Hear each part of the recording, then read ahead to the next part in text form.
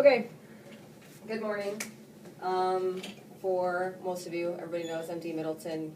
You don't know I'm Dee Middleton, or you don't know I'm Dee Middleton. So I'm a ICU nurse, have been here for quite a long time, almost at my 15-year anniversary at the university. And so we're here to talk about pain.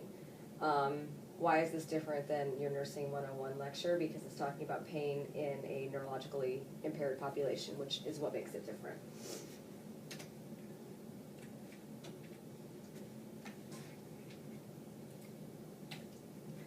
So we start off with an introduction of what pain is. I did go on to the Medline Plus dictionary, and it does say that it's a noun.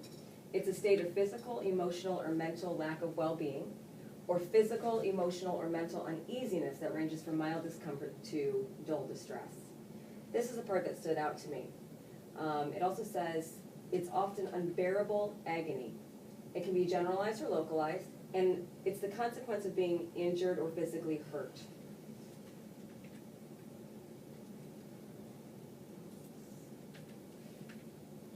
So, what did that definition point out to us? It says that it's a basic bodily sensation, unbearable agony, produces a reaction of wanting to avoid, escape, or destroy the causative factor. So I just want you guys to think about that for a second, because with our neurological exams, we are the causative factor. So when your patient's taking a swing at you, it's because the pain that you're eliciting makes them want to destroy the causative factor. So we'll do a quick self-assessment.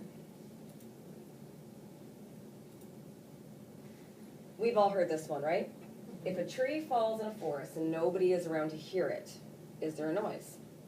Everybody has opinions. I actually think there's an article that does say that there is noise. Utilizing this very simple theory, we're going to take a quick moment to assess our personal beliefs about pain in a neurologically impaired patient. So if we initiate a procedure that is causing discomfort, but the patient doesn't have the ability to communicate that discomfort, is there pain?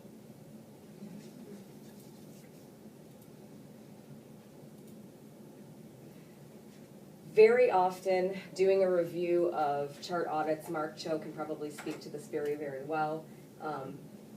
The flow sheet reads no signs and symptoms of pain, right? How often do we see that? No signs and symptoms, no signs and symptoms, no signs and symptoms. So let's just kind of take a look at a very normal patient day in the ICU. 7 in the morning, we walk in and we say, "Good morning, Mr. Smith." We start our neurological assessment. That includes pinching, bright lights being flashed in your eyes, yelling at you to wiggle your thumb, and what we would like to politically correctly call noxious stimuli. 8 o'clock. Oh, guess what? Now we have to suction the patient. We're going to suction the ET tube. We're causing coughing, gagging, retching. 9 o'clock. Guess what? Patient's not going to be able to be extubated like we thought, so now we got to put in a Dopphoff tube. So we're again causing coughing, gagging, and retching. 10 o'clock. We need a new peripheral IV. We're going to start a new drug, and we're out of lines. So we're going to go in and put a new IV, but that nurse, she missed the first poke. So she's got to poke you again. Now our sats are just, where patients are desaturating. So we need to get a stat ABG because the patient does not have an ART line yet. We must obtain one. We do that via an arterial stick, but that darn nurse is not very good at phlebotomy, and she misses the first time and has to poke him again. 12 o'clock, time to turn. We're turning from side to side multiple times while we're doing the bath. We're doing PNPD. Oh, and it's noon, so we have to stick your figure now for a chem stick. Oh, doggone it. You have a temperature sensing Foley catheter, which means that we have to take that one out and put a new one in so that you can go to MRI. 1 o'clock, we're off to MRI. We're on a stretcher, we're on our cold MRI table. We're back on the stretcher. We're back to bed. We're turning to tuck the sheets. We're turning to tuck the sheets. 2 o'clock. What? You haven't pooped for a week? Well, that's a suppository coming your way, my friend. So, let's take a minute. We write no signs and symptoms of pain because these patients don't have the ability to tell us. What do you think? If that was you and you didn't have the ability to talk to your nurse, would you have pain? So I think we can all clearly agree that there is definitely pain in the hospital setting. What we need to work on as nurses is to be our patient advocate, which sometimes we don't do a good job at. How can we alleviate this pain? How can we achieve better outcomes? Narcotics is not the only option, especially in our pain population, or in our patient population. So some of the goals that I hope that you guys get from this is to learn the signs and symptoms of pain and to score them appropriately, so that we have an environment that's conducive of quality care. We want to treat pain effectively without impairing the neurological exams. We want to differentiate between sedation and analgesia. It's different. We want to improve patient satisfaction by promoting a unit-wide pain treatment policy. And then we also want to record and evaluate outcomes.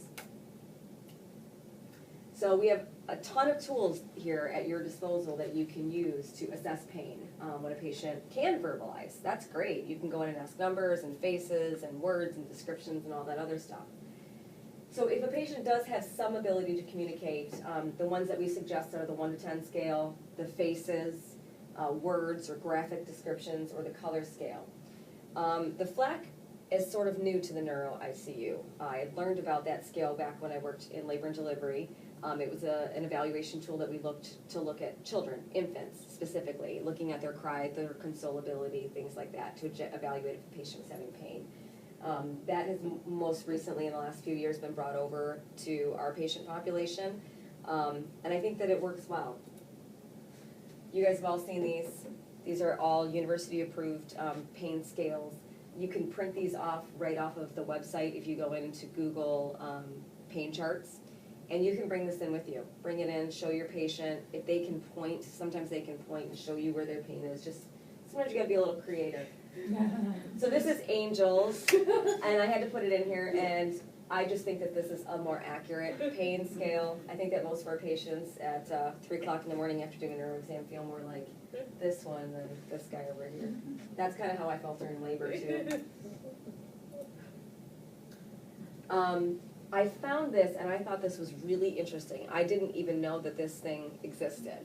So if you're confused of what sort of pain chart you really should be using on your patient, again, if you Google pain, or if you go onto the website and search pain, you'll come across this guidelines for pain scale use. It's also found in our policy. And it gives you a really good guideline of which scale you should be doing. And it says right here, FLAC for cognitively impaired patients, peds, and for cognitively impaired adults. So it is an approved scale for us to be using now. So pain assessment in the neurological population. A conversation could go, sir, are you having pain right now? And what do our patients say? Bluebirds eat sunshine on snowy days. What in the heck does that mean? And our response is usually, absolutely, bluebirds do eat snow on sunshiny days. Isn't he funny? Snow in the sky. But we have to remember that restless behavior, our patients have word salad, they have word finding difficulties, they have all sorts of different dysphasias and dysarthrias and all sorts of bad things that can make them have an inability to communicate. So we need to look at restless behaviors. They can definitely be associated but are not limited to pain, anxiety, fear, being too cold or too hot, having impaired blood glucose control, or a true neurological change. So that really puts us in a tight spot. If you have a patient that is just restless, our very first goal is to time down. That's what we all do. Do we actually take the time to go over other things that could be happening? You guys all know me very well, and you know that I'm the first person that'll walk in and turn the heat up to 80. Well, if I'm laying in a room, and despite a fever, and I'm freezing, and I'm uncovered, and I've got ice packs in my pit, and ice packs down in my southern region, and no blankets on, I'm gonna be restless, because I'm cold. I'm really bad with headaches. I have really bad headaches. And if I have a headache and I don't have the ability to tell somebody that my head hurts, I'm gonna be restless. But that being said, for those of you who are new to neurosurgery, those signs can absolutely be also indicative of vasospasm, of stroke. So we have to be very cognizant and look for those nonverbal cues of pain. Some other nonverbal cues that you might see: grimacing, moaning, restlessness, crying, agitation, clenched jaw, curling in the torso. Dr. Jacobs and I will fight on this one until the cows come home, but you can